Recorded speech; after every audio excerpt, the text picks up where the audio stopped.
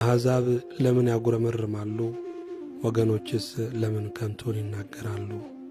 የምድር ነገሥታት ተነሱ፣ አለቆችም በእግዚአብሔርና በመሲሑ ላይ እንዲህ ሲሉ ተማከሩ። ማሰሪያቸውን እንበጥስ፣ ገመዳቸውንም ከእኛ እንጣል። በሰማይ የሚኖር እርሱ ይስቃል፣ ጌታም ይሳለቅባቸዋል።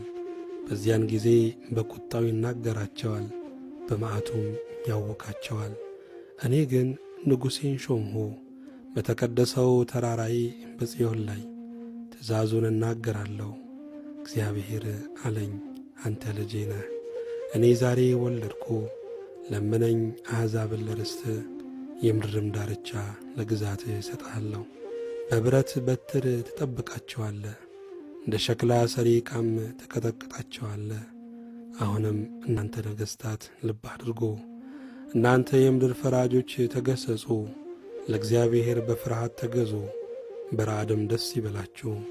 ተግሣጹን ተቀበሉ፣ ጌታ እንዳይቈጣ እናንተም በመንገድ እንዳትጠፉ። ቁጣው ፈጥና ትነዳለችና፣ በእርሱ የታመኑ ሁሉ የተመሰገኑ ናቸው። ምስጋና ለእግዚአብሔር ይሁን።